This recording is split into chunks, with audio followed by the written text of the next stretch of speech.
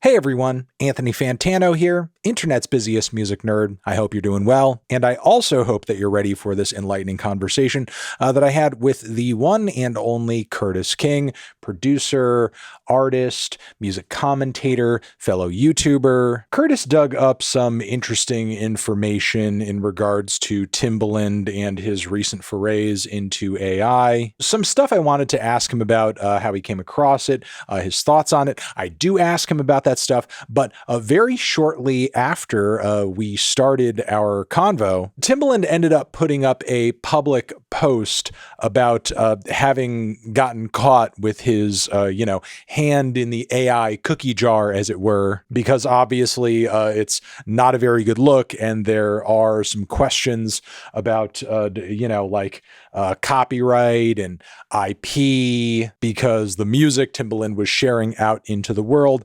having been made allegedly with Suno AI, was seemingly based off the creative works of other people. Just wanted to front end this conversation with that extra bit of context. It doesn't really change the validity or the necessity of saying anything that Curtis and I talk about, but before releasing this conversation in its entirety, we felt it necessary to add this extra little bit of context and show that yes, in fact, this whole thing is a very bad look for Timbaland, and there actually could be very negative legal repercussions down the road were it to be shown that AI generative music platforms such as this are essentially being used to launder the plagiarism of other songs and musical ideas. Now, before you hear what you're about to hear and see the comparison that you're about to see, no, and I'm pretty sure we mentioned this in my original video, Timbaland has been on the record publicly saying, hey, even though I'm doing this AI thing and I'm using Suno and I'm sort of like pushing this AI generated music out there, I'm not training it on your music. I know I've, invited all of these independent artists to show me music and, expose me to the music that they're making and so on and so forth, but I'm not ripping off your music. That's a heinous and ridiculous and preposterous accusation. I'm Timbaland. I would never do such a thing, yada, yada, yada, yada, yada. So with that claim, with that thing from Timbaland being said in mind, take a look at this video that Curtis pulled together off of some stuff that he had dug up. And after I show you this video and the comparisons made in it, we will get into the conversation here, and you can, make sense of what it all means to you from there. All right, here we go. Seen him on my timeline many a times. He has an extensive catalog. He posts his music all the time. I want you to listen to not only this beat, but I want you to listen for his producer tag. You'll hear it in a second. Listen to this for a second. You heard that? Pay attention to that.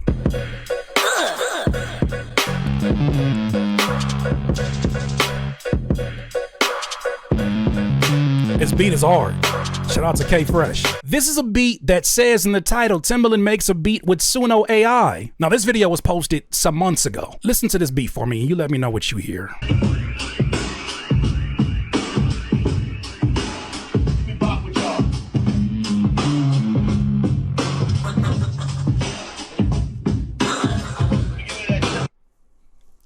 Not only are those elements of the sound of the beat that you just heard, in my opinion, but you also hear the man's tag.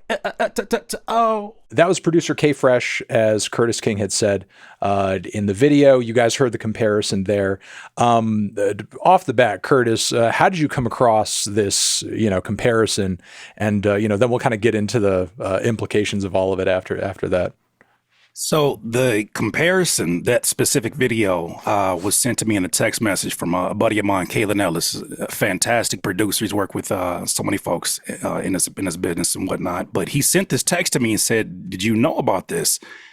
And I listened to it the first time and I said, yeah, well, those beats sound very familiar. And he said, listen to the first 10 seconds again. And I said, is that his beat tag that's also in this AI generated production that Timbaland is bobbing his head so aggressively to? He said, exactly.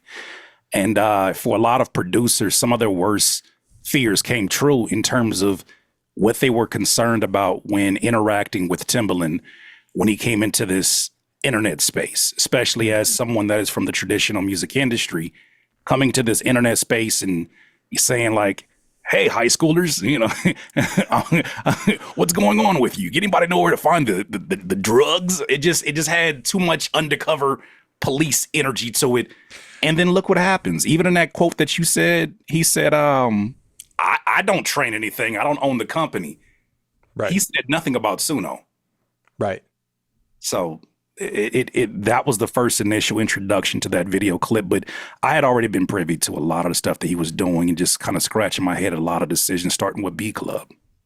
Yeah, I mean, the even before this whole AI thing, like there's already been pervasive problems in the music industry when it comes to producers that are sort of like at Timbo's level of success, or mainstream artists working with ghostwriters who aren't credited, or producers who aren't getting credited, and ideas being stolen and laundered, and so on and so forth. Again, even before AI giving them the power to sort of do this and make the whole process sort of like easier, like this was already a problem, and this is just going to worsen the whole thing. And to even get more specific about like the comparisons between the two beats here, like that like sort of effect is in there, but that's fucking note for note the bass line.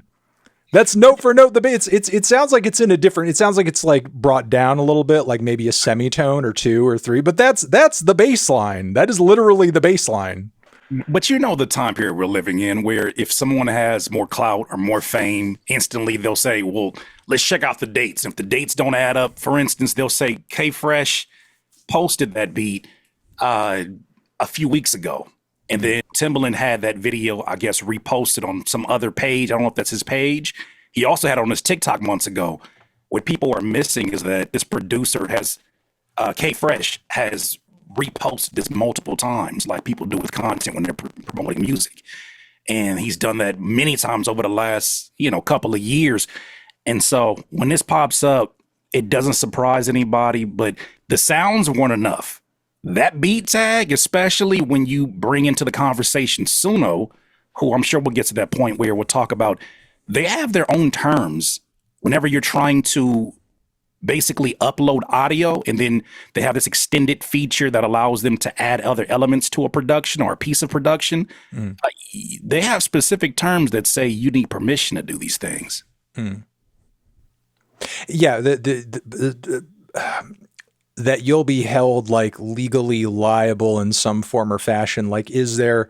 Will a show on screen? Hold on a second, right now, as I can grab it. This sort of like here we go. This sort of like preamble here that I presume you've grabbed from the Suno website. Yeah, this was someone who uses their website on a regular. They sent me this and they said, I thought you would find this interesting. So this is their actual terms. If you use that premium feature, which is to upload a piece of audio, and I think it limits you off or caps off at about 20 seconds, where they'll take from the original audio and then, kind of go do what it does to enhance or add its other instruments to it, but it lets you take directly from the audio, but you have to have permission to do this. And he didn't have, the thing is, what people can't miss is that he's not only taking from the elements of the original production from K-Fresh, beat tag, but also there's a rapper on there who did a TikTok duet, C Red. From my understanding, she never gave permission for this TikTok to get uploaded. So the sort of bit of text there that I just showed, I like how directly threatening, but sort of like vague in terms of what the punishment or sort of like, legal troubles could potentially be if you do actually do this, right. Which, just sort of like makes me think like, they're kind of passing the buck here. They're saying like, if anything messed up happens as a result of this is going to fall on your shoulders, and we're going to do everything that we can to make sure it's like, all on you, and that we don't sort of like have any responsibility of this at the end of the day, because, they already know people are using this platform this way, and all that they're going to do is sort of be like, well, we warned them, we told them on the website, don't do this. You're not allowed to do this. This is not how you should be using our site. And that's sort of like going to be at least least in their own minds, because there's such a legal gray area here, enough of an excuse to kind of like distance themselves from any sort of like, a fault that may be seen for them for, their platform being abused in this way. That could, if there were any sort of process of discovery, that could be sort of nipped in the bud by any kind of like proof via emails or texts that kind of acknowledge like, oh yeah, we know people are doing this. It's like we need to come up with some kind of like, threat or warning in order to sort of like, make it so that we're not culpable here. But, I wonder if anybody or any artist, it would have to be an artist or somebody whose music is actually getting like used on this website without their permission. Someone would actually have to take them to court for it to actually kind of like get there. Well, I was going to say, I was reading a Music Business Worldwide article that talked about specifically there were other producers, or I don't even want to call them producers, but Suno users who were generating these, based upon their prompts. And they found Cash Money AP's tag in there, and they found Jason Derulo's tag in there. So it's something that's common. I think last time I checked, they have over 10 million users so far. To be this deep into the game, to have hundreds of millions of dollars that you're being funded, you would think that these type of things would be taken care of by their legal department first to protect your own business. And you would expect the guy that, has equity in your company, like a Timbaland, who's like the front facing ambassador, you would think that he would understand, okay, maybe I shouldn't go about it this way, especially if based upon his claims, you got so much music in your hard drives, which even with that is questionable. I've had artists or producers that have hit me up, in-studio musicians that said, yeah, the only problem with those beats that he has on hard drives is that there are so many in-studio musicians who have contributed to it. What happens with them? What if they don't want their riffs, their rhythms uploaded to Suno? Right, he would have to go back and get permission in some way. Unless he had some kind of agreement that said, whatever you make here is mine. And, the transaction is the fact that you got to work with me, which is, that's not uncommon. It's predatory, but it's not uncommon in the record, the record business. But that's where it gets tricky. And I feel like it's moving a lot quicker and being allowed to move a lot quicker than it's being regulated. To kind of go back to what you were just saying earlier, like to me, it's crazy that in those AI generated tracks, you would find the Jason Derulo tag. Like, so you're telling me somebody generated a track and they heard the Jason Derulo like that popped up in the track. Exactly. That's what Music Business Worldwide said, is that popped up. Cash Money AP. And you have to understand, for those who don't know this out there, they've already admitted this. Mikey Shulman, who is the CEO of Suno, has already admitted this, that they've pretty much clawed through tens of millions of songs, and that by fair use, he's bidding that a whole lot. By fair use, he's allowed to do that. Those tens of millions include Instagram posts. I'm assuming they include, producers who upload their beats to a BeatStars. Anywhere, they basically said in their statement after they went to court, anything that was on the open internet that didn't have paywalls or passwords, they were basically saying everything is fair game. So it's no mystery that those tags pop up in the midst of. Yeah, that's countless hours of music, because we've essentially kind of like created this unfortunately, like this economy for musicians where, one of the only ways they can sort of hope to make a career for themselves is to constantly be creating and uploading and basically putting their music everywhere for as like free or as low a price as possible, just to increase the likelihood that somebody will sort of like stumble upon it and then it'll lead to a big break of some sort. So that just kind of leaves out in the open so much material that it could be like, easily abused in a situation like this. Yeah. And I think the timing of it is hilarious, off the heels of the Living Wage for Musician Act starting to gain momentum, and now making its way to Congress and the president to sign off on these things where it would make a stream officially a penny.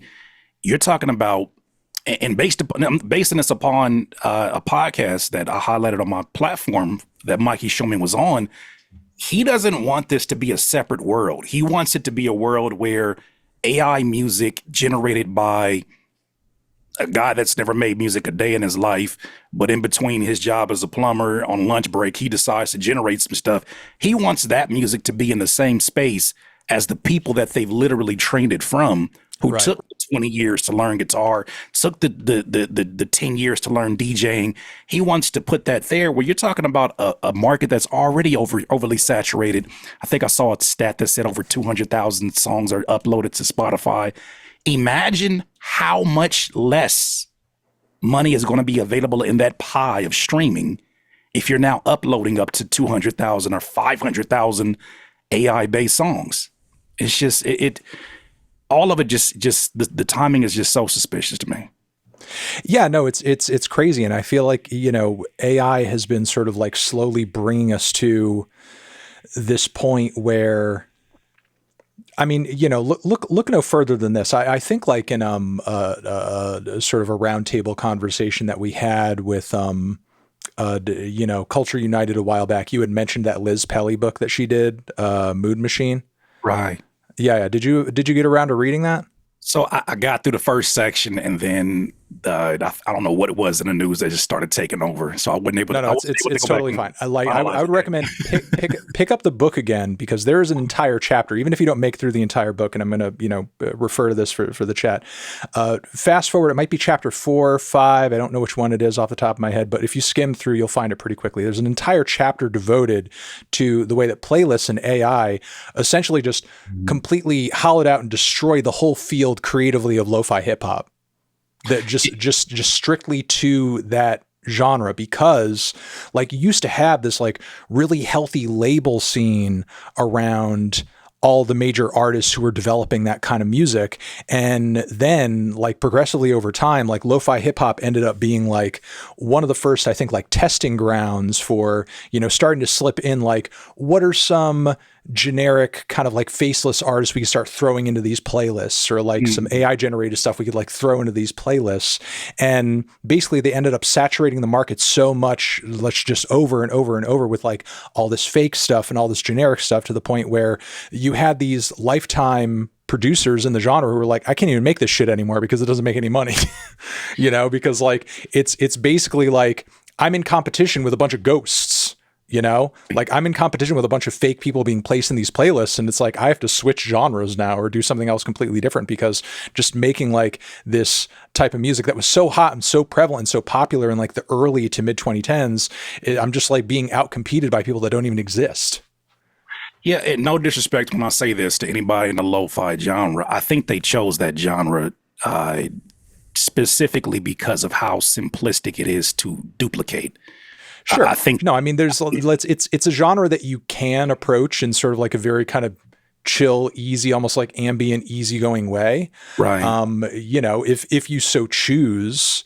But like there's certainly like a formula to it, but like yeah, Practice is it's still unethical. Yeah, I get yeah, what you're saying. yeah. The practice is still unethical, and it's like not representative of like, all, or some, as you and I both know, like the best artists in the genre, Sure. or, to people who are to like the untrained ear who's like looking for YouTube study beats, like, or whatever for a stream, like they wouldn't be able to tell you the difference between like, a Matthew David or a Flying Lotus or a Jay Dilla. It all sounds the same to them, but to us who are actually like paying attention to these people, we would be able to tell you like the difference between all these major like brain feeder producers and stuff like Right. that.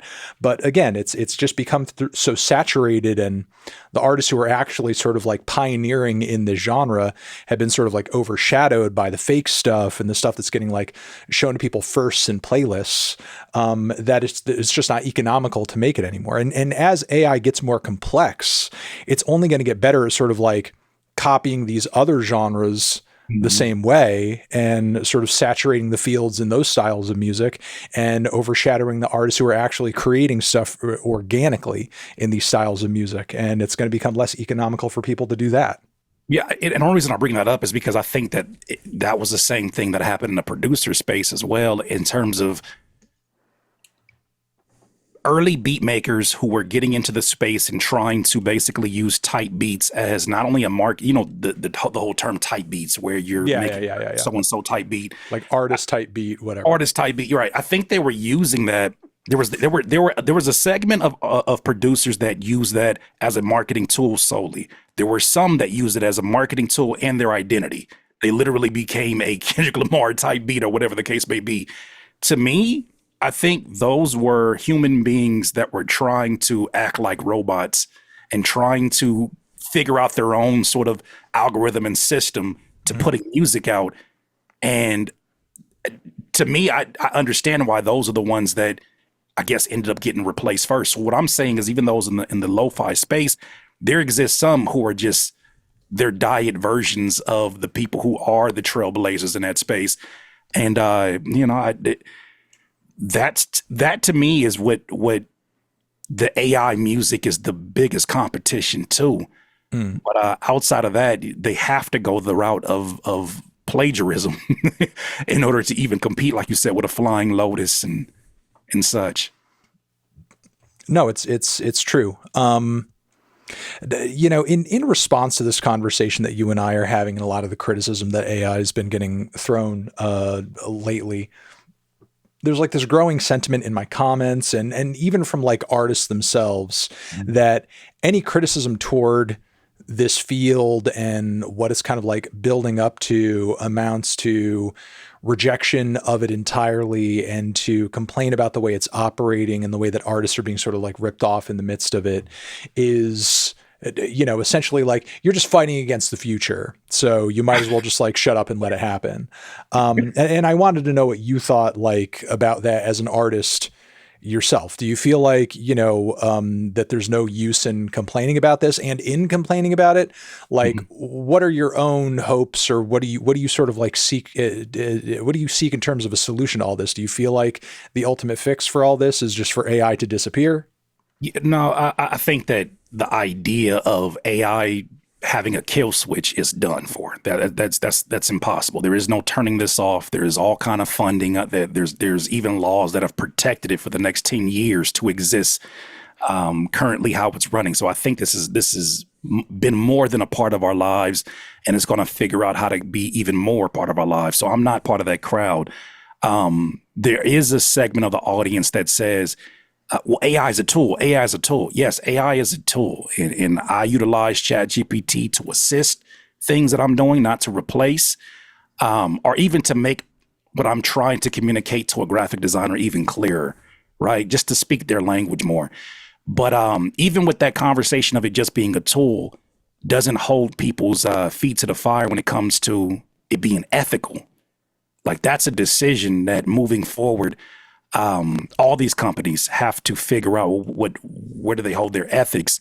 I think that's why it's important for the people, not only on the outside looking at it and, putting their crosses up and saying this thing is evil. I think it's important for people who are using it to say, okay, this doesn't sit well with me.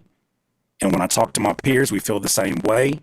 What can be done about this? Who do we need to pressure about this so that it operates in a more ethical way? But no, I'm not of the crowd that says, it's not going to be a part of what we do.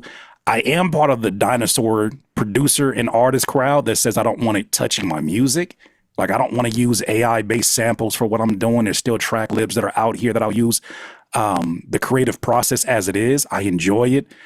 There was a company that I had opportunity to work with called Lyric Studio Pro, and really cool people.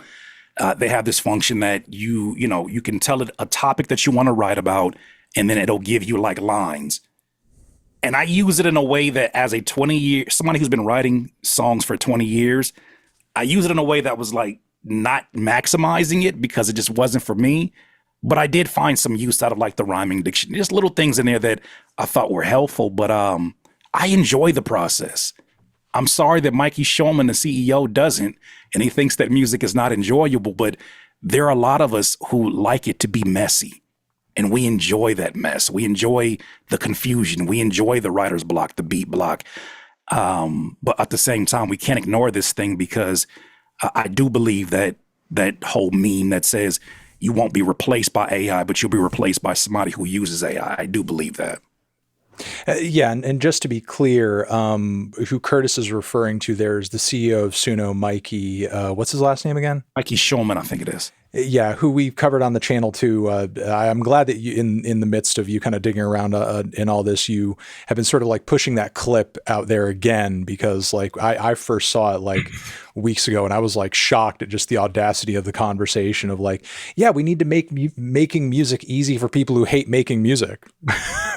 And it's like, I don't know. I feel like a baseline for anything is like, if a certain you know, as far as like hobbies, passions, interests, pursuits go, if people hate doing it, that's kind of like the barrier to entry. Keep those people out of it. You know, it's like, I don't want to muddy up the field of chess with a bunch of people who like, man, I'd really like to play chess, but like playing chess is fucking hard and annoying and really difficult. Like, you know, can't we make playing chess easier for me? Because I would like the idea in my head of, yeah, I'm playing chess, but I just find it too difficult to grasp the understanding of actually playing the game well. Yeah, well, Stephen Pressfield, the author, wrote one time, you know, sometimes what we're living in is our shadow career. And, you know, it's a thing that inspires us to a certain degree, but it's not actually the passion or the purpose that we're here for. It's a shadow of it, and it introduces us to another field. And I think that needs to be available to human beings. The options need to be available. But listening, you know, the funny thing, the reason why I brought that clip back up after 4 or 5 months was because after I started making these clips that was, you know, showing the unethical use that Timbaland was using other people's music, people were like, well, that's all on Timbaland. Like, you guys need to leave Suno out of this. And I'm like, yeah, have you heard the CEO talk about music and who his target audience is? He has a goal to make music accessible to 1 billion people. And it's already problematic with the, I mean, people already have access first and foremost, but he wants to make it to where it's almost like video game culture. His biggest thing was he thinks the music industry is thinking about this thing all wrong. It could be big as the gaming industry if it was as interactive and engaging in terms of the product. The only problem is if I play NBA 2K, that's not going to affect LeBron James's minutes and money in real time. Right. Well, unfortunately, this AI generated music will affect how much we're getting paid for the streaming. It'll affect for some artists who do, because I'm not really, I'd remove my music from streaming. But for those artists who want to get playlist consideration, they'll have a very short, a small selection and space for these artists. There's so many implications that go into this. And we're just getting started. The fact that we're seeing them move this aggressively without even addressing the artists who are the professionals. Mikey Schulman straight up said, it wasn't our goal to make a product that could make professionals work 10% faster.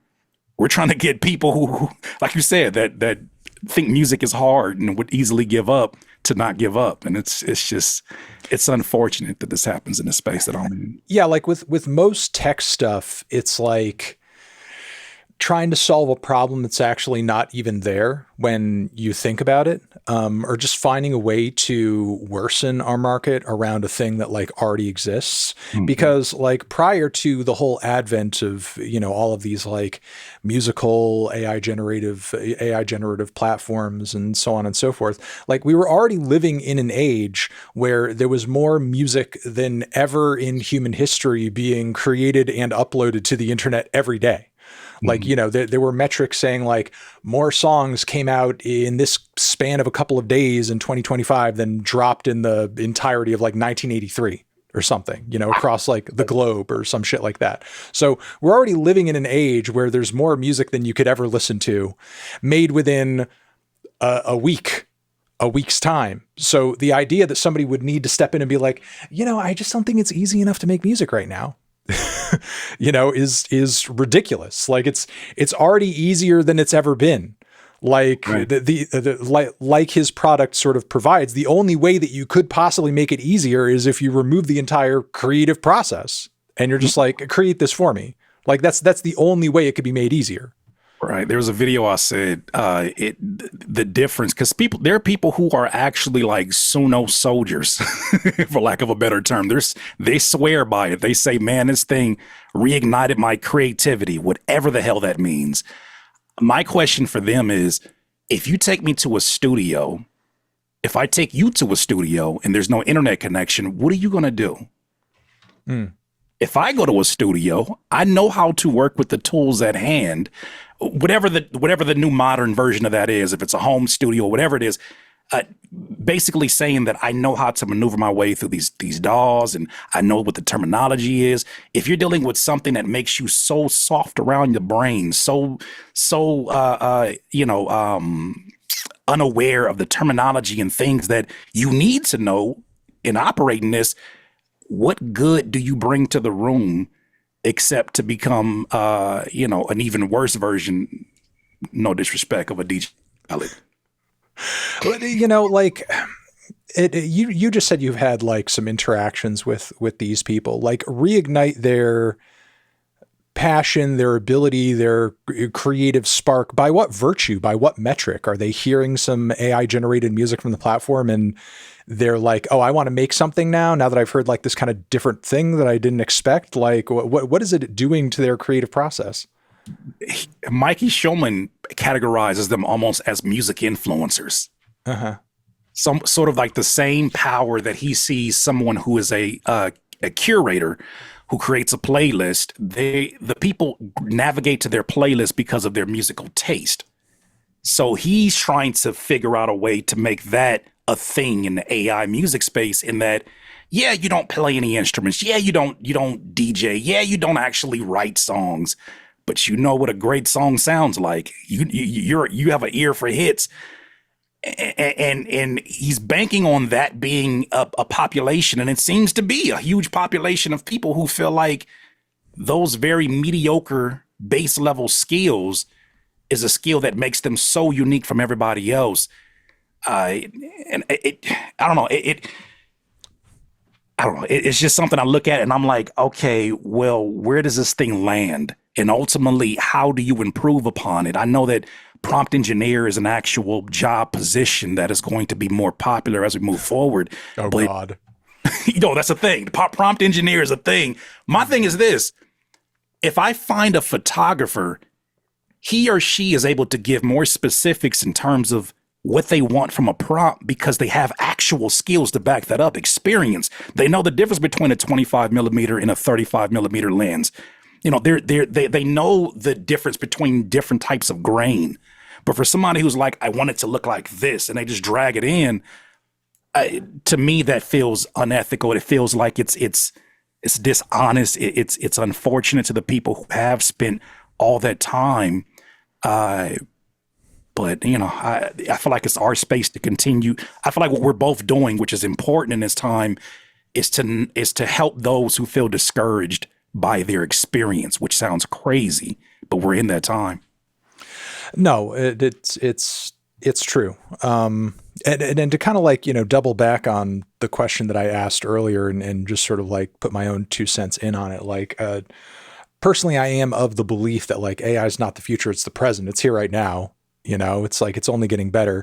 I mean, part of me is sort of still like, maybe not holding out hope, but I am skeptical in such a way to where, look, AI is a big thing right now, but it's one of several big tech crazes that have been shoved down our throats over the past several years that we were also fucking told. We're like, oh, this is the next big thing. You have to like it. You have to respect it. You have to like invest in it. And it's like, no, I fucking don't. I don't have to give a fuck about any of this bullshit. And look, it may continue to get bigger, but again, I'm not going to sort of like accept it just by virtue of being told by a bunch of investors that like, you have to accept this. This is the next big thing.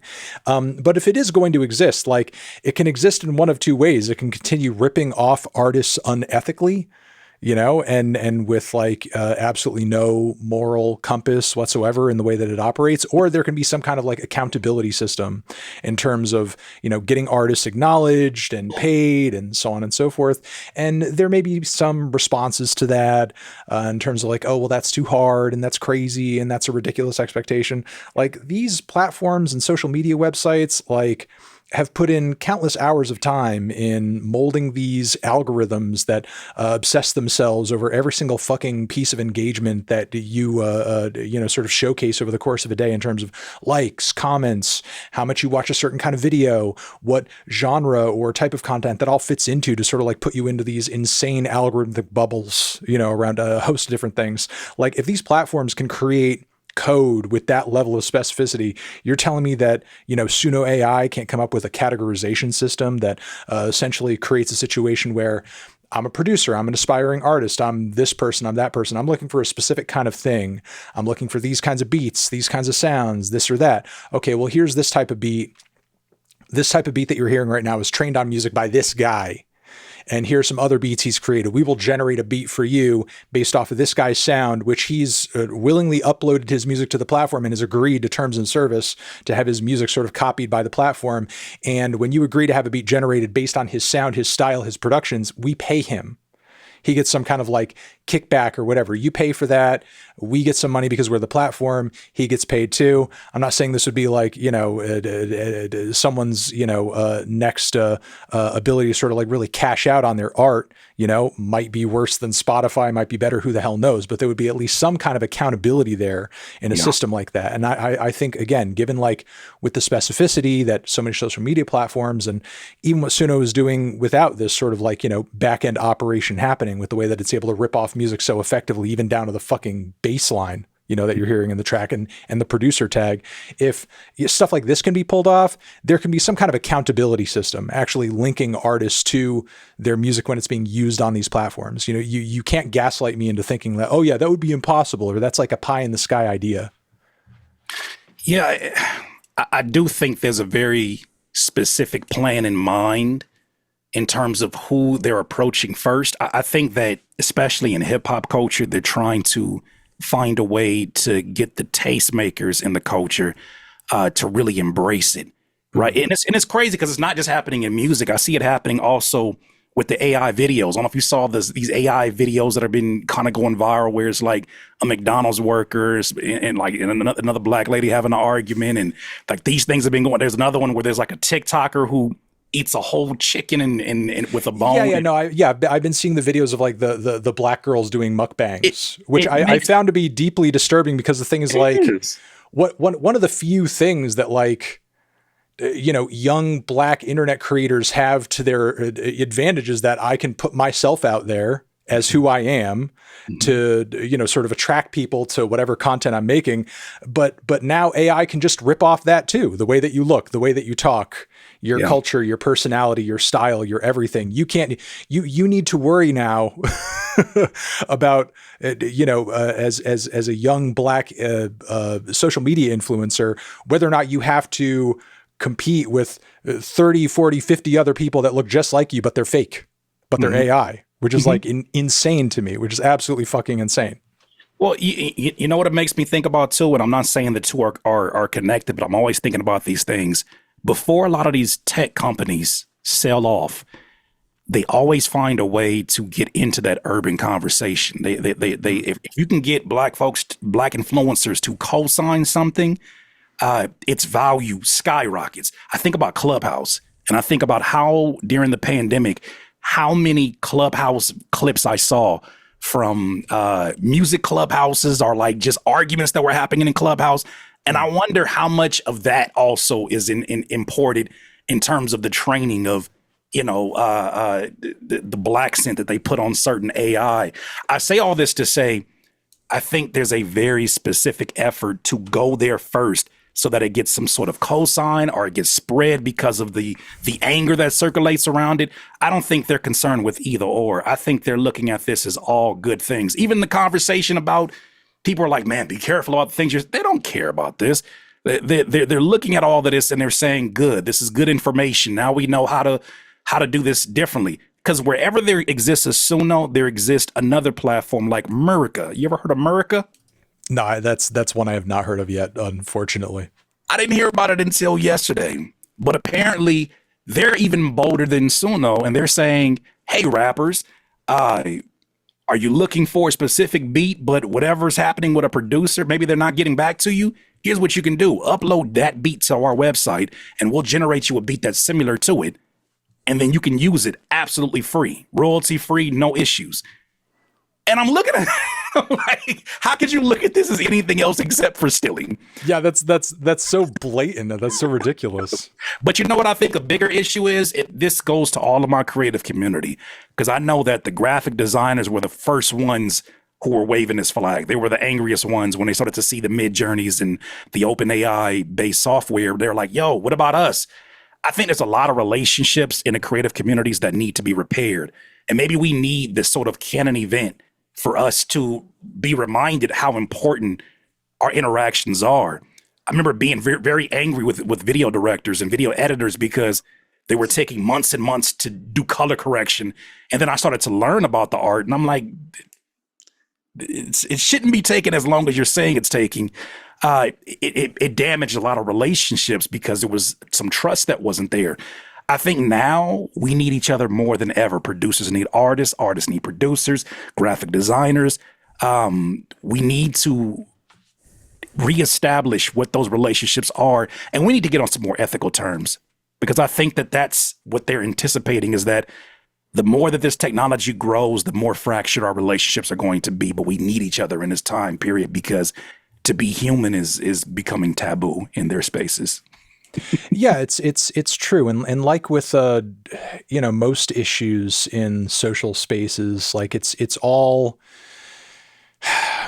it's all downstream from the world systematically that we're living in, and the day-to-day real life sort of struggles and constraints that everybody is faced with. I mean, in the creative community, as you already know, like most people doing anything, even slightly notable online in terms of like art, photography, production, whatever, like until you've like really, really made it, this is like the side hustle for most people. It's like they're struggling and grinding through this with whatever few hours in the day they can cobble together when they're not at their job and they're not worried about how am I going to make rent? What am I going to eat? What am I going to feed my family? Da, da, da, da, da.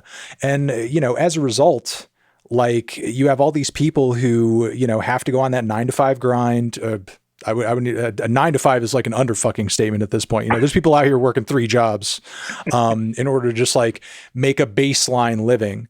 But it's like, you still have a soul, you still have feelings, you still wish to aspire more, but you don't have the time and you don't have the bandwidth, like, to sort of commit yourself to a hobby for the same amount of hours that you have to commit yourself to your job just to survive. You would go fucking insane, or it would just kind of make you hate it. So of course, like rather than addressing the core symptomatic issue there, you have these companies stepping in and being like, hey man, we know you wish you could be a producer. Let us, basically like section out what would have to be the time and the dedication and the bandwidth that you would need in order to do this, and just kind of do that for you, and just like, allow you to give yourself the fantasy that, you're an artist because you don't have the time or the focus to actually do this. Let us do it for you. And you get to sort of like, feel good about yourself at the end of the day and feel at least like a little bit creative, or you're doing something meaningful outside of just kind of like making your boss money at the end of the day. And, unfortunately, there are a lot of people who are willing to kind of buy into that fantasy, rather than sort of like rebel against the fact that like, man, why am I in a position in life where I don't have time for anything? It's like there's a lot of people who, I mean, you and I are older. We remember a time when people like actually talk to each other and there was community and there were like in real life interactions, and, people's lives in terms of work were certainly busy, but it was like segmented out in such a way to where you actually did have like leisure time and you did have vacation and, at least a little bit. And, nowadays it sort of seems like people are more constrained. They're more busy. Right. They're just constantly distracted, and there's little time for much of anything other than sort of like doom scrolling, in between the moments when you're kind of at your job or just kind of like spiraling out through some kind of existentialist crisis. Yeah.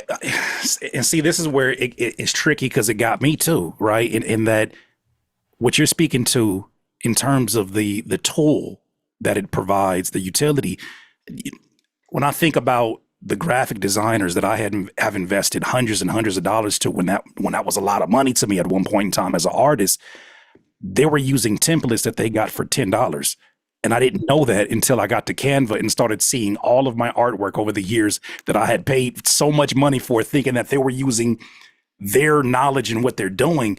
I think it does at the same time weed out a lot of people who were never passionate about this, and like you said, just use it purely as a side hustle, which get your money. But there are people out here who are very serious about their art, and they care about the details and that it feels unique from other people. And people get taken advantage of. Rappers tend to get taken advantage of. I know that they've been my peers for over 20 something years. So that part of it, I definitely understand. But yeah, that goes back to my original point. I think that's why these relationships need to be built on different grounds now, right? Because the people who will exist in music still after all of this, the wave of this, will be people who genuinely love this. The ones that are doing it, pulling out their pen and pad, or even pulling out their phone and writing lyrics.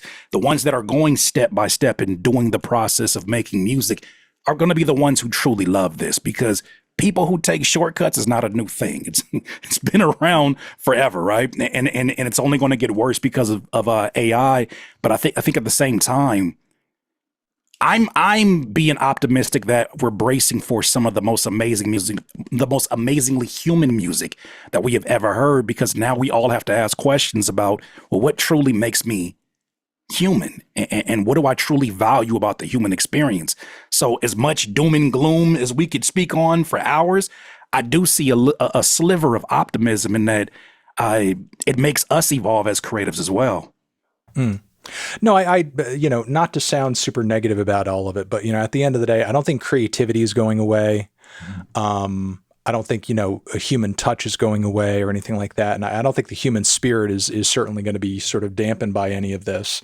Like the problem that I sort of foresee coming around the corner is these platforms sort of eking out actual, or sort of like, pushing out actual creatives slowly and progressively, because they're able to sort of get enough people through the door who will passively sort of like consume this fake AI generated slop with no question whatsoever, and sort of like kick actual artists to the side until they're actually like needed to, like, hey man, like these AI generated tracks that are sort of that we're making are not hitting anymore. We need something new. We need to copy some new shit. Right. It's like we need some kind of update. We need to breathe some new life into this to sort of like keep trends interesting.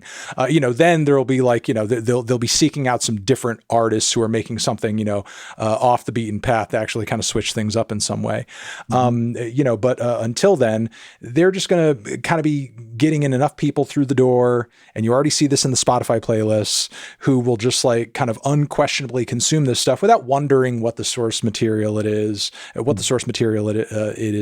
where it came from, and anything like that. And, it's like, I see this crap in the playlists all the time, where it's like, maybe I'm at a party and someone's just kind of like, oh, this song is playing. This is kind of cool. What is that? And then, you look it up and it's like the fakest, weirdest, most dumbass name you've ever read on anything in your life. And you go to look up their profile and there's just like one song on there. And right. It's like, what the hell is this? The only bio is on Spotify.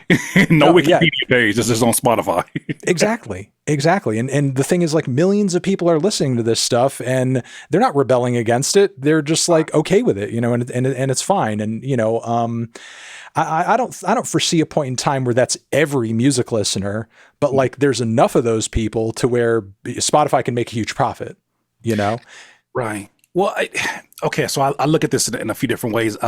Seth Godin, marketing genius, he said one time that I think we overestimate the value of things that are commercially successful or that are embraced by the masses. I'm paraphrasing what he said, but basically he alluded to for something to be so massive that people all love it, or people hate it, whatever the case may be, for it to be that consumed on some level, it has to be mediocre, was his theory. I'm looking at this and I'm saying, what better time could this be for artists and producers to a certain degree to figure out, first of all, the direct-to-consumer business, right? I'm seeing more artists. Like just the other day, I saw Vic Mensa, who put up his new project. through Even, but you got to go through his website to get through Even. Yeah, he got it up on, and it's sort of an exclusive thing. Exclusive thing, right? So no streaming platforms. I saw Rhapsody just released something with Madlib, and you can't even hear the music until you buy the CD or the tape, or the CD, the tape or the vinyl. So I look at this and I'm like, we're as creators, we're all experimenting with different things to figure out how to have an experience that is so custom, so human, and so direct to the people we need to get to. I think the reality of it is we're going to realize we were sold a story in which they said you need 1 million people to be wildly successful in this, when the reality of it is you need a very small segment of the population to make not only a decent living at this, but you could be pretty damn wealthy at this independently if your business is intact. I had a project that I did, was an instrumental album that on a smaller scale, I produced it here on live stream. I did it all in this room. Collaborated with a composer named Aaron Barber, and it did 1 million worth of streams in less than 2 weeks, which is like $4,000 or whatnot. And that was only off of 132 customers. So for someone like me, building off of that audience, keeping that email audience warm, and actually knowing their names and sending them things on their birthdays, having that kind of relationship, I think is what makes sense for like a Rhapsody, what makes sense for like a Mick Jenkins, what makes sense for people who are at the highest level of this art, creating very high-end art. High-end art is not defined by its accessibility, right? It's defined by its exclusivity. So I think that we're naturally getting into these spaces. It's just really chaotic and messy as hell right now. No, it's true. And I feel like, artists embracing that kind of model is like a natural response to the situation they've been put in, where, look, Rhapsody's obviously, amazing and super talented. And while, she's made tracks that have a bit more of a commercial bent in the past, she's not the kind of rapper whose music scales like Megan Thee Stallion. And, there's a lot of people that sort of like, debate it. And I'm not trying to get into a silly debate right now in terms of like, oh, there's too many, women in rap music rapping about shaking their ass and so on and so forth. It's more than that. Like, even if Rhapsody was rapping about shaking her ass, like her music still wouldn't scale in the way Megan Thee Stallion's does, because it doesn't sound the fucking same. There's a lot of elements of Megan Thee Stallion's music that makes it scale in the way that it does. But not all art is going to scale like that. And that doesn't mean automatically, as a result of that the artist making, a sort of art that isn't quite as commercial doesn't deserve a living, especially if they've actually earned an audience. Like, a Rhapsody undeniably has an audience, and she's been doing this for years. She's not some obscure figure that nobody's ever heard of. We're talking about somebody who has passionate fans and has a lot of respect and a lot of love among her peers in the hip hop community. And yet she's still being put in a position where, what am I going to do? I have to find some way to make money off of my art. But, still, with that being said, this is a decision artists are having to make in the face of a broken system, where I feel like in a fair situation, they should be making enough money to survive with it functioning at the way that it is. Because, and what I mean by that is, we see the CEOs of platforms like Spotify cashing out to the tune of millions of dollars, by selling their stock in the company. The Spotify stock is strong, and we're seeing Spotify turning a profit. We're seeing the major labels making more money than ever in the age of streaming, and yet artists are making less than ever comparatively. So it's like, the money is there. The money is being made. The money exists. It's just not going to the artists. Like it would be one thing for artists to be in this situation, and everybody else who's working behind the scenes and working at the top of these companies being like, well, we're not actually making any money either. So it's like, we're all kind of fucked. But that's not the case. That's not the case. If everybody was sort of in the poorhouse as a result of this, again, that would be one thing. But it sort of seems like it's only artists who are seeing the downsides of how saturated the music market is right now. The labels aren't. For some reason, artists have to take it on the chin in terms of like, oh, well, I'm sorry. It's like, you're making less music, you're making less money because there's more music out there and it's so devalued and so on and so forth. Like, how come Spotify isn't taking it on the chin? How come the labels aren't taking it on the chin as a result of that? Only artists are? Why are only artists seeing the downside economic effect of that situation, but not the labels and not the streaming companies? Well, to take it from their point of view, I heard an exec, Ray Daniels, say recently, Jimmy Iovine told him, get you something that doesn't talk back. Right. Yeah. And we covered that too in our video on the Fantano channel, which is an insane thing to say. Insane. But you know what? He's saying the quiet part in terms of the record industry. No, it's mask off. It's mask off, right? Because we've been seeing up until this point all these people who sort of like ride for these AI platforms just kind of say like, hey, all this is going to stop worrying. All this is going to do is just help artists be creative. Don't you want artists to be helped with their creativity? Why are you so afraid of the future? Why do you hate the future? Why do you hate helping artists? Why do you why do you hate good things? And, then you have this guy coming out here being like, we want to replace you. We want you to shut the fuck up. Yep. It's like, okay, well, now you're actually saying the reason this exists. You're actually telling us to our faces the reason you're embracing this technology. It has nothing to do with creativity, has nothing to do with music quality, and has everything to do with you just wanting to replace people. Well, and I think the same thing applies to Spotify, especially when, I heard the story of Johan Rohr and how he was able to flood. He's a Swedish composer who was able to flood under different names the Spotify ecosystem of music. He was able to, under different names, make in different genres. And they said that I think it was Ted Geo, I forget his name. He said that Johan Rohr had more streams collectively from all of his production than ABBA and Elton John. So I'm looking at that and I'm like, oh, so you guys are playing this game too, because you're sick and tired of hearing people complaining about the unfair payouts of streams. Well, when we find something that doesn't expect any payment, doesn't really have any emotion, and is just good enough for the consumer not to even notice, that sounds like heaven for them, which is why it's really interesting. And I always bring this up. Why in the hell would we ever, as creatives, listen to somebody who has never done anything creative? Tell us about creativity. And every time you meet one of these people, they have been people who have directed other creatives in terms of what to do. They found their success because they know their position. But when it comes to the actual creation of music, even when it comes to Timbaland, all of these stories and people who have came out and said that, man, he's not giving proper credit. I don't look at him like he's the anomaly. I look at him as he represents a bigger problem in the traditional record business, in that's what a traditional record producer was somebody who, didn't have to be hands-on. They were a shot caller. They brought in the in-studio musicians. They gave directions in terms of who should do what, how should we arrange this song? Okay, that's cool in your space. Trying to turn around to the internet and say, now everybody's my in-studio musician, whether you like it or not.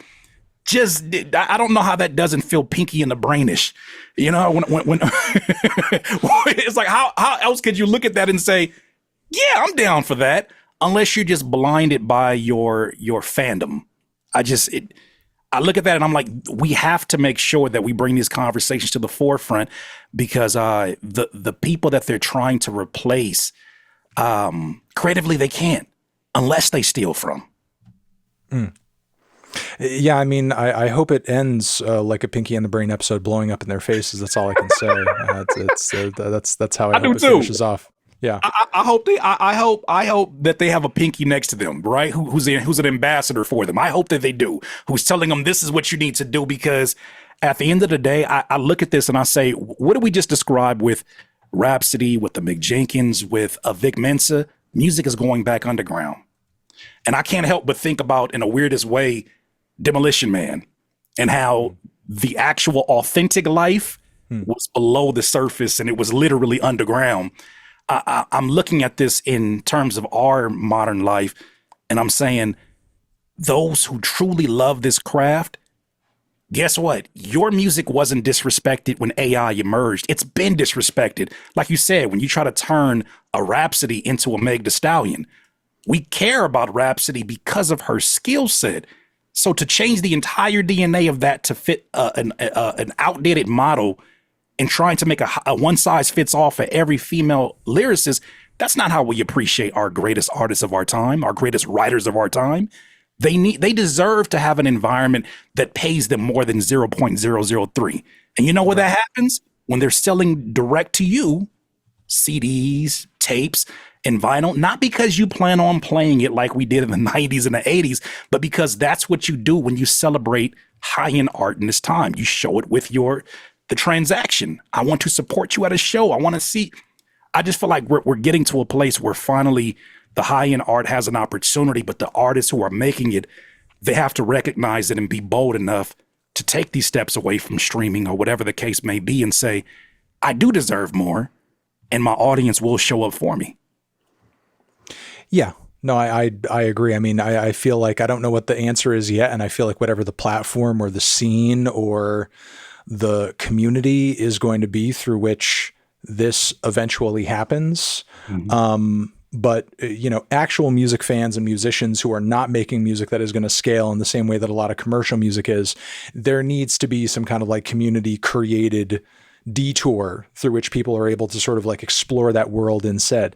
That was what was so exciting about a lot of hip hop and a lot of underground music in the early 2010s, that you had a lot of these adopters of the internet who were like, hey, my music isn't really being, catered to by the labels, and, you know, I'm not getting signed. My music isn't getting out there, you know, going through the normal channels of trying to promote myself. Let me start uploading my mixtapes to Dat Piff. Let me see if I can get like, you know, a post on Two Dope Boys. Let me see if I can sort of like, you know, pitch my stuff on the blogosphere, sort of like put my music video up on YouTube myself, and so on and so forth. And, you know, all of that at the time was sort of like, it was different. It was organic. It was like a new way of kind of like discovering music, not just like by listening to the radio where like everything was so homogenized and everything was like so regulated by what was accepted by the labels and so on and so forth. And, you know, now Spotify, all these major streaming platforms, so on and so forth, they're the new MTV. They're the new Viacom. They're the new Clear Channel. They're the ones who are now kind of like, you know, they've ushered listeners in with kind of like the ease and convenience of the use of the platform and just how entertaining and stimulating it all is. And now that they sort of like have their hold on the industry in the way that they do, it's getting condensed down. Corners are getting cut. The whole platform is existing not to service musicians and the art form that it's built off of, but to instead find ways to more easily profit off of it. And people who actually want a truly musical experience, a personal musical experience, they're going to start having to find ways to sort of like discover that elsewhere, you know, off of, Spotify, off of these other platforms that are just sort of like leading people into just slop and bullshit and crap. Anthony, God forbid they turn into crate diggers. Oh no. Oh no, they're gonna actually have to go find good music. I'm with you. I'm not even trying to be sarcastic when I say that, but I'm looking at this and I'm like, maybe this is me being overly optimistic about it, but I feel like things are getting into their natural place, not because of AI. Okay, I'm not gonna give it the credit, but I look at this and I say, okay, we have to be the ones in this era to move a certain way as artists, as producers, that allows us to do things in a more efficient way. Childish Gambino, I don't know if you remember this quote that he had when he was doing an interview and he was talking about Elvis. He says, I think Elvis would have been, if Elvis was able to record music as fast as we do today, he might have been a better actor. And so when I think about that in terms of today, how many things we're able to do now, I mean, we're required to be content creators to some degree as artists and producers. We're required to, have some kind of presence whenever we go on podcast and just show more value outside of just our music. I look at these things and I say these are all good things when they make sense for your ecosystem and your brand. On the flip side of that, it makes me really wonder, though, Anthony, how many people were out here that were saying, you got to make content. How many of them had investments into early AI? Oh, no, probably a lot of them. Right? Probably a lot of them. Before I head out and, again, Curtis, thank you for the conversation and taking the time. Again, I'm going to encourage people to check out your YouTube channel below. You guys see it on the screen. Somebody had said, I don't know if this question is sarcastic or anything. And I'm sure, us being in the same age range, you might be able to talk to this as well. But somebody said, Spotify is the new radio. How much do musicians make for radio play?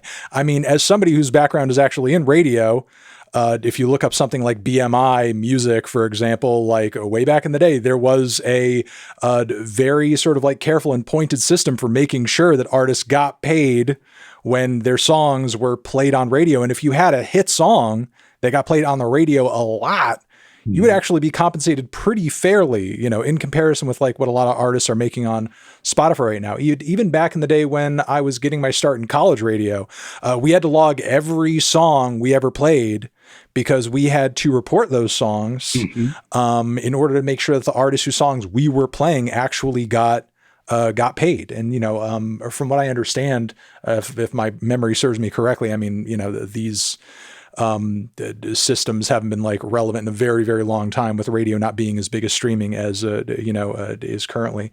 But from what I understand, like that money would come from like radio licensing and so on and so forth. Because, obviously, like in order for radio stations to be legal, you had to pay for that. BMI again sort of formulated this whole system to make sure that artists were actually getting paid for the songs got played on the air. So, it's not like Spotify is doing something new or doing artists like a service by giving them a fraction of a penny for every stream. Like, back in the day when it was mostly radio play, like artists got paid off of that. David Banner made a really interesting statement when he was talking about when he had just came out of the major label system and he was finally able to start making $10 off of his album as opposed to $1 or whatever the fraction was of his album when working with the labels. He was able to burn his own CD, basically able to take care of all of what is required to sell your music. Then piracy becomes an issue. Right. I look at that and I look at piracy after seeing so many documentaries in such a different light, in that I am skeptical how frantic the music industry actually was, or the real power players there. I wonder how much of them said, this is first phase, let's make it happen. Because now when you see the gap in terms of the people, you just talked about it with Daniel Ek, able to walk away with millions, 200 million able to get from a year and what he's doing off a company that has only become profitable since last year or the year before. It sounds absolutely nuts. But then when you think about those who are in power, the execs and the CEOs are able to still generate income. They're generating this off of a system that doesn't need you specifically because you can be replaced. I look at this now and I say, okay, well, if Spotify was the new radio and it figured out a way to widen the gap between what artists are owed versus what the people who are in power make, then damn it, this AI music becomes streaming 2.0. And that whatever mistakes that we couldn't get from here, we can correct those here, and we can get it to where we don't have to pay AI anything. They'll pay us for a subscription. Let me ask you this. I mean, I'll recommend Liz Pelly's book Mood Machine once again, because she does actually kind of go over the way the sort of like piracy era ushered in kind of like digital music and so on and so forth. And it's a good sort of like, reminder of that time period. And I vividly remember that time period as well, the peer-to-peer downloading, the way that like sort of, Napster was attacked in the media and sort of like, made this scapegoat in the music industry and so on and so forth. Like, maybe, to a degree, your point is true that like maybe some of that was like theatrics and so on and so forth in terms of like, the labels being as aggressive about, what Napster was doing in piracy, how it was hurting the music industry at the time. But still, I find it very interesting that their position, the label's position around music piracy at the dawn of that era, at least in terms of like how publicly their responses came across, it was very aggressive. And it was, very much sort of like a battle cry in terms of making like the wider public aware of the fact that like, this is a big, dangerous thing. We need to be afraid of this. This is threatening our livelihoods. This is threatening the livelihoods of the musicians you care about and so on and so forth. We all need to be afraid of this and kind of stand in the way of this as much as possible. And as we sort of like neared this era where all music is just ones and zeros now, like the labels were like there every step of the way to make sure that like there needs to be a way to sort of make this a legal thing where we get paid and we get some money and so on and so forth.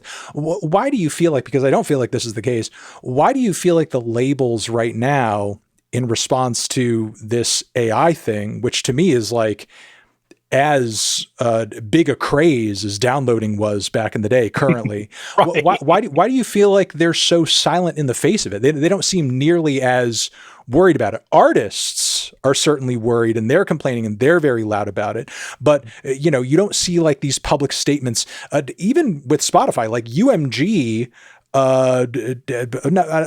sorry, I don't mean Spotify. Like recently, you know, as we were nearing that time in recent history when it seemed like TikTok was going to be banned, like UMG took that more aggressive stance with their music being on TikTok than the potential of their music being fed into these AI platforms. Like, why do you feel like the labels are being so silent in the face of this? Because it's their copyright. It's their shit. Right. Well, how do I put this? The latest reports have came out. I saw it on Music Business Worldwide and a few other websites that the same labels, the oligarch, the Warner, Sony, and Universal, who were suing Suno, and Udio was the other one that I think has been kind of like outside of the news. They were suing them for using their music for data training unlicensed, right? They didn't get a license for it.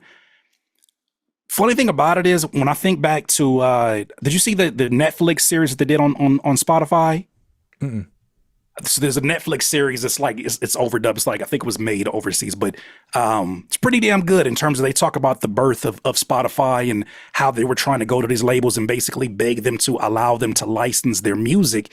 And UMG was one of the first ones that, I believe Lucian was one of the first ones that even entertained the idea, and they ended up striking the deal.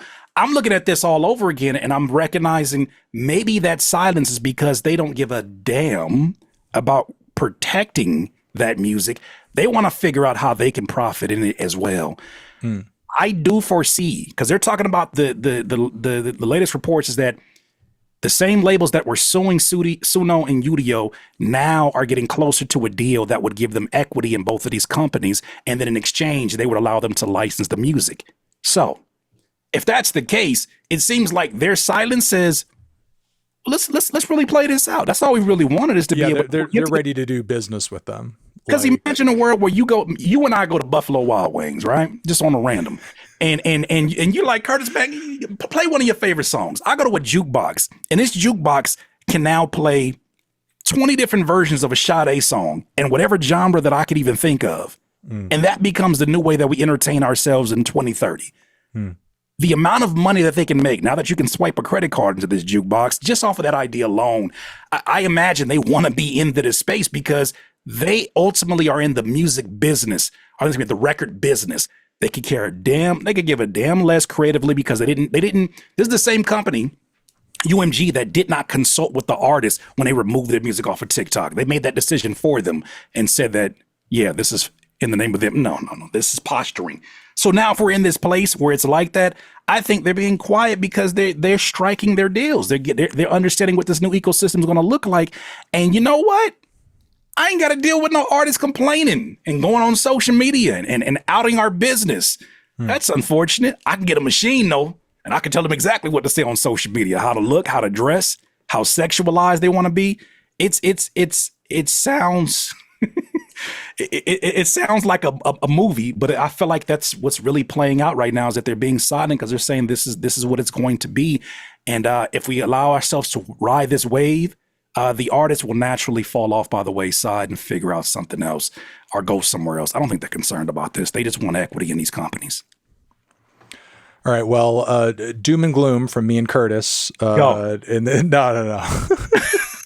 And I'm working on some music today. Let's go. Okay, good. Again, shout out to Curtis's YouTube channel, Curtis King, 2 S's everywhere. We're about to throw it over to Open Mike Eagle is streaming right now, so we're going to go throw it over to him. But thanks, man. Thank you for taking the time, and appreciate you greatly. Likewise. Thank you for having me.